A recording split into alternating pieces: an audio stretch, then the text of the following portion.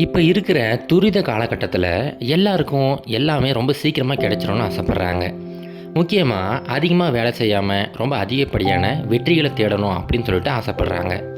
நிறைய பேர் ஆரம்பிக்கும் போது பார்த்திங்கன்னா ரொம்ப புத்துணர்ச்சியோட ரொம்ப உத்வேகத்தோடு ஆரம்பிப்பாங்க. ஆனால் கொஞ்ச நேரத்துலேயே அது ரொம்ப கஷ்டமாக இருக்குன்னு தெரிஞ்சால் உடனே அதை விட்டுட்டு வேறு வேலையை பார்க்க போயிடுவாங்க. இதுக்கு முக்கியமான காரணம் என்னென்னு பார்த்தீங்கன்னா, வெற்றி அப்படிங்கிறது உடனே கிடைக்கக்கூடிய விஷயம் கிடையாதுங்க. பல நாட்களாக பல வருடங்களாக ஒருத்தர் தொடர்ந்து முயற்சி பண்ணி அந்த தொடர் முயற்சியோட பலனாக தான் இந்த மிகப்பெரிய வெற்றி அப்படிங்கிறது அவருக்கு கிடைக்கும். இப்போ நீங்களும் அந்த மாதிரி ஏதாவது ஒரு விஷயத்தை ஸ்டார்ட் பண்ணிவிட்டு இப்போ ரொம்ப கஷ்டமாக இருக்குது அல்லது விளையிடலாம் அப்படின்னு தோணுச்சுன்னா கண்டிப்பாக இந்த கதை உங்களுக்கு உதவியாக இருக்கும். பெரிய பெரிய மலைகள் காடுகள்லாம் நிறைஞ்ச ஒரு அழகான ஒரு பகுதியில் ஒரு சின்ன கிராமம் ஒன்று அமைஞ்சிருந்துச்சு. அந்த கிராமத்தில் ஒரு இளைஞர் ஒருத்தர் வாழ்ந்துக்கிட்டு வந்தார். அவருடைய வாழ்நாள் குறிக்கோள் என்னவாக இருந்துச்சு அப்படின்னா, அவர் ஒரு மிகப்பெரிய பானை செய்யும் மனிதராக மாறணும் அப்படிங்கிறதான். பொதுவாக இந்த பானை செய்யும் மனிதர்களை பார்த்திங்கன்னா, ஒன்றுமே இல்லாத அந்த களிமண்ணிலிருந்து ஒரு அழகான ஒரு பானையை உருவாக்குவாங்க. பானை மட்டும் கிடையாதுங்க, பல விதவிதமான கைவினை பொருட்களை உருவாக்குவாங்க. அந்த மாதிரி ஒரு பெரிய கலைஞனாக உருவாகணும் அப்படிங்கிறதான் இந்த இளைஞனோட கனவாக இருந்துச்சு. அந்த கிராமத்தில் பிரதானமாக நிறைய பேர் இந்த பானை செய்யும் தொழிலை செஞ்சுக்கிட்டு இருந்தாங்க. அவங்க பானை செய்கிறத பார்க்கும்போதே இந்த இளைஞனுக்கு அது ஒரு மேஜிக் மாதிரி இருக்கும். எப்படி இவ்வளோ அழகாக ஒரு பானையை செய்கிறாங்க அப்படின்னு சொல்லிட்டு மனசுக்குள்ளார யோசிச்சுக்கிட்டே இருப்பான். ஒரு முறை என்னாச்சு அப்படின்னா, அந்த ஊர்லேயே ரொம்ப வயதான மனிதர் ஒருத்தர் ரொம்ப காலமாக இந்த பானை செய்யும் தொழிலில் அவர் ஈடுபட்டுக்கிட்டு இருக்கிறாரு. அவர்கிட்ட போயிட்டு, ஐயா, நானும் உங்களை மாதிரி ஒரு சிறந்த பானை செய்யும் மனிதராக மாறணும், அதுக்கு உதவி பண்ணுங்க அப்படின்னு சொல்லிட்டு அந்த பெரியவர்கிட்டே அவன் கேட்குறான்.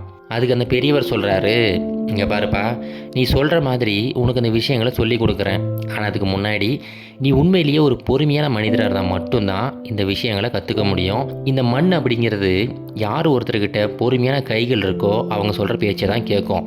அதனால் இதுக்கப்புறம் நீ உண்மையிலே பொறுமையாக இருந்த அப்படின்னா நாளைக்கு காலையில் என்னை வந்து பாரு அப்படின்னு சொல்லிட்டு அனுப்பி விடுறாரு. உடனே அந்த இளைஞன், கண்டிப்பாங்க ஐயா, நீங்கள் சொன்னது போலவே நான் செய்கிறேன் அப்படின்னு சொல்லிட்டு அவர் சொன்ன எல்லா விஷயத்துக்கும் ஒத்துக்கிறான். இப்போ அடுத்த நாள் காலையில் ரொம்ப மகிழ்ச்சியோடவும் ரொம்ப உத்வேகத்தோடவும் அவர்கிட்ட போயிட்டு, ஐயா, நீங்கள் சொன்னது போலவே வந்துட்டேன், எனக்கு கற்றுக் கொடுங்க அப்படின்னு சொல்லிட்டு கேட்குறான். அதுக்கு அவர் சொல்கிறாரு, இங்கே பாருப்பா, நீ ஒன்று பண்ணு, முதல்ல இங்கே இருக்கிற எல்லா இடத்தையும் சுத்தம் பண்ணு அப்படின்னு சொல்லிட்டு முதல் நாள் வேலையாக அங்கே இருக்கிற இடத்த சுத்தம் பண்ண சொல்கிறாரு. சரி, பரவாயில்ல அப்படின்னு சொல்லிட்டு அவனும் சுத்தம் பண்ணிக்கிட்டு இருக்கிறான். இப்படியே அடுத்த நாள் அப்படின்னு சொல்லிட்டு தொடர்ந்து தான் வந்துக்கிட்டே இருக்கிறான். ஆனால் ஒவ்வொரு நாளும் இவர் என்ன சொல்கிறாரு அப்படின்னா, இந்த இடத்த சுத்தம் பண்ணு அப்படிங்கிறாரு. அப்படி இல்லைன்னா அந்த பானை தயார் பண்ணுறதுக்கு இந்த களிமண் செம்மண்லாம் கலப்பாங்க பார்த்தீங்கன்னா, இந்த மாதிரி மண் கலவை எப்படி தயார் பண்ணுறதுன்னு சொல்லிட்டு சொல்லி கொடுக்குறாரு. அதுக்கப்புறம் அவர் எப்படி பானை செய்கிறார் அப்படிங்கிறத பொறுமையாக உட்காந்து பார்க்க சொல்கிறாரு. ஆனால் கடைசி வரைக்கும் அந்த பையன்கிட்ட அந்த பானை செய்கிறதுக்கு ஒரு வீல் வச்சுருப்பாங்க பார்த்தீங்களா, அந்த வீல் சுற்றும் போது அந்த பானையை கைகளால் செய்யணும். அந்த விஷயத்தை மட்டும் இவர் சொல்லியே கொடுக்கல. இப்படியே நாட்கள் கடந்து போயிட்டு இருக்குது. ஒரு சில மாதங்களே ஆயிடுச்சு. ஆனால் அந்த பெரியவர் இந்த இளைஞனுக்கு அந்த விஷயத்தை ஒன்றும் ஆரம்பிக்க கூட இல்லை. ஒரு நாள் இந்த இளைஞர் அவருடைய பொறுமையை இழந்து அந்த மனிதர்கிட்ட, ஐயா, நானும் ரொம்ப காலமாக வந்துக்கிட்டு இருக்கிறேன், எனக்கு சொல்லித்தர முடியுமா முடியாதா அப்படின்னு சொல்லிட்டு ரொம்ப கோபத்தோடு கேட்க ஆரம்பிச்சிட்டான். உடனே அந்த பெரியவர் சொல்கிறாரு, இங்கே பாருப்பா, இப்போ நான் உனக்கு கொடுத்துக்கிட்டு இருக்கிறது எல்லாமே உனக்கு ட்ரைனிங் தான். நீ எப்போ உன்னுடைய கண்களால் இல்லாமல் உன்னுடைய மனசால் பார்க்க ஆரம்பிக்கிறியோ அப்போ தான் நீ இந்த விஷயத்தை கற்றுக்க முடியும் அப்படின்னு சொல்லிட்டு மறுபடியும் அதை திரும்ப திரும்ப செய்ய சொல்லிக்கிட்டே இருக்கிறாரு. இப்போ கடைசியாக அந்த பையனோட நாளுமே வருது. அவர் கூப்பிட்றாரு, சரி வாப்பா, உனக்கு வந்து அந்த பானை செய்கிறது சொல்லி கொடுக்குறேன் அப்படின்னு சொல்லிட்டு முதல் பானையை அந்த வீலுக்கு பின்னாடி உட்கார வச்சு அவனை செய்ய சொல்கிறாரு. அந்த பையனுக்கு ரொம்ப ஆச்சரியமாக இருக்குது. நம்ம முதல் முறையாக பானை செய்ய போகிறோம். இவ்வளோ நாள் எத்தனையோ முறை அவருடைய மாஸ்டர் வந்து பானை செய்கிறத பார்த்துருக்கிறாரு. அதனால் இது ரொம்ப ஈஸியாக தான் இருக்கும் அப்படின்னு சொல்லிட்டு அந்த வீலை சுற்ற விட்டுட்டு அவன் அந்த பானை செய்ய ஆரம்பிக்கிறான். ஸ்டார்ட் பண்ணும்போது கொஞ்சம் ஈஸியாக இருக்கிற மாதிரி தான் இருக்குது. ஆனால் அந்த மண்ணிலிருந்து அந்த பானையை அவனால் உருவாக்கவே முடியலை. எவ்வளவோ முயற்சி பண்ணி பார்க்குறான். ஆனால் என்ன பண்ணாலும் அதிலிருந்து ஒரு சில சென்டிமீட்டர் உயரம் கூட அந்த பானையை உருவாக்க முடியல. அவன் தொடர்ந்து முயற்சி பண்ணி பார்க்குறான். ஆனால் என்ன பண்ணாலும் முடியல. கடைசியில் அந்த மண்ணவை எடுத்து அப்படி கீழே போட்டுட்டு, இது என்னால் முடியாது போலவே அப்படின்னு சொல்லிட்டு ரொம்ப கலங்கிய கண்களோட அமைதியாக போய் உட்காந்துக்கிறான். இப்போ அந்த பெரியவர் அந்த இளைஞன்கிட்ட அப்படி போய் பேச ஆரம்பிக்கிறாரு. என்னப்பா என்னாச்சு அப்படின்னு சொல்லிட்டு கேட்குறாரு. அதுக்கு அந்த இளைஞன் சொல்கிறான், இல்லைங்க ஐயா, என்னால் இதை கண்டிப்பாக முடியாது. அந்த மண் பார்த்தீங்கன்னா நான் சொல்கிற பேச்சே கேட்க மாட்டேங்குது அப்படின்னு சொல்லிட்டு அந்த பெரியவர்கிட்ட சொல்கிறான். அதுக்கு அந்த பெரியவர் சொல்கிறாரு, இல்லைப்பா, அப்படியெல்லாம் கிடையாது. கண்டிப்பாக அந்த மண்ணுமே நீ சொல்கிற பேச்சை கேட்கும். ஆனால் அதுக்கு நீ கொஞ்சம் பொறுமையாக இருக்கணும். நீ ஒன்று பண்ணு, நாளைக்கு காலையில் சீக்கிரமாகவே வந்துடு அப்படின்னு சொல்லிட்டு அந்த பையனை ஆறுதல் பண்ணி அங்கேருந்து அனுப்பி விடுறாரு. அடுத்த நாள் சூரிய உதயம் ஆரம்பிக்கும் போது அந்த இளைஞன் இவருடைய வீட்டுக்கு வந்து சேர்றான். அது ஒரு அழகான காலை நேரம். ரொம்ப குளிர் காற்று அப்படியே வீசிக்கிட்டு இருக்குது.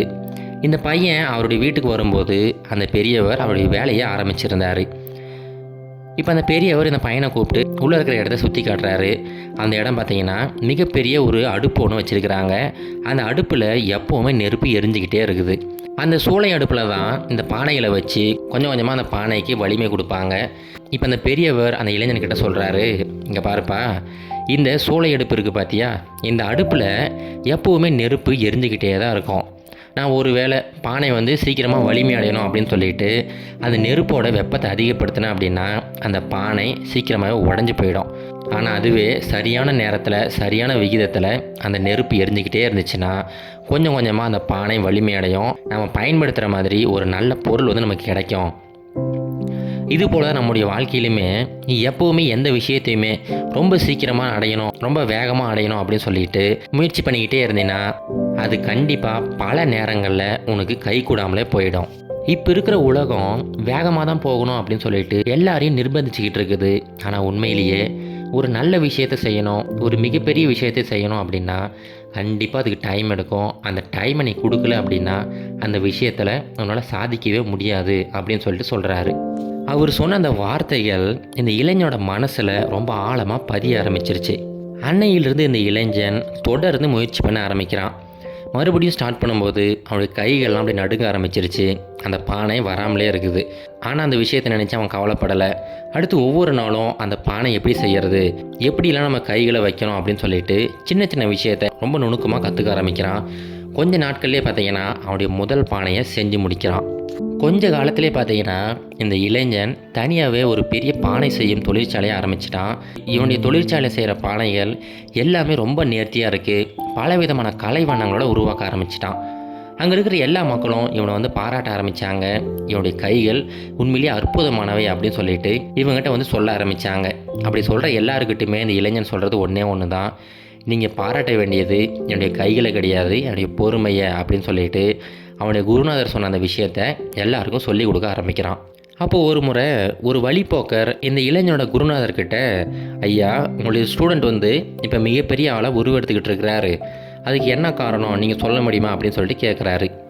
அதுக்கு அந்த பெரியவர் சொல்கிறாரு, அது ஒன்றும் இல்லைப்பா, அந்த இளைஞன் எங்கிட்ட கற்றுக்க வரும்போது ரொம்ப வேகமாக செயல்படணும்னு ஆசைப்பட்டுக்கிட்டு இருந்தான். ஆனால் இப்போ முதல் முறையாக நாம் செய்கிற விஷயத்த சரியாக செய்யணும்னு ஆசைப்பட்றான். அதனால தான் அவனுடைய வளர்ச்சி இப்போ ரொம்ப அபரிவிதமாக இருக்குது அப்படின்னு சொல்லிட்டு சொல்கிறாரு. இப்போது அந்த கதையில் வந்து அந்த இளைஞர் போல தாங்க நம்முடைய வாழ்க்கையில் நிறைய பேர் பார்த்திங்கன்னா இந்த மாதிரி பலவிதமான கனவுகளோட ஓடிக்கிட்டு இருப்போம். நிறைய பேர் மலையோட உச்சியை அடையணும்னு ஆசைப்படுவோம். ஆனால் உண்மையிலேயே அந்த மலையேற்றத்தை நிறைய பேர் விரும்புகிறதே கிடையாது. ஒரு சின்ன விதை கூட மண்ணுக்குள்ளே ரொம்ப காலம் அந்த இருளில் இருந்தால் மட்டும்தான் அது மிகப்பெரிய விருட்சமாக உருவாகும். அதே மாதிரி நீங்கள் இப்போ இருக்கிற காலகட்டம் ரொம்ப இருண்டு இருந்தால் கூட உங்களுடைய நம்பிக்கை இழக்காதீங்க, தொடர்ந்து முயற்சி பண்ணிக்கிட்டே இருங்க. பல சாம்ராஜ்யங்கள் உடனே உருவானது கிடையாது, பல வருட உழைப்பினால் உருவானது தான். அதனால் அந்த உழைப்பை நம்புங்க, தொடர்ந்து முயற்சி பண்ணுங்க, கொஞ்சம் பொறுமையாக இருங்க. கண்டிப்பாக எல்லாருமே நினச்ச உயரத்தை அடையலாம். இது கரேஜ் டு ஆக்ட் மோட்டிவேஷன் கதைகள்.